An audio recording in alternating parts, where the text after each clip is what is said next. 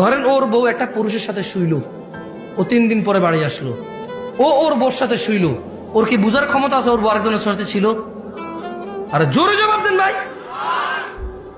যেই পুরুষ তার বউ যদি আরেকজনের সাথে শোয়, এরপরে সে যদি ওই স্ত্রীর কাছে যায়, যেই পুরুষের এতটুকু ক্ষমতা নাই বুঝার যে এই অন্য কারোর সাথে ছিল, ওই পুরুষ যদি দেখে আরেকজনের সাথে শুইছে, ও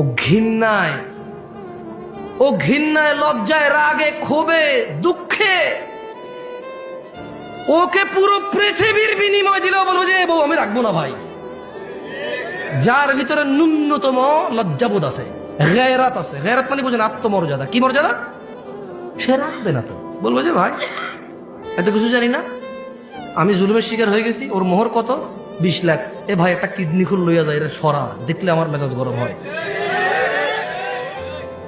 আল্লাহ এরকম বলবে। যার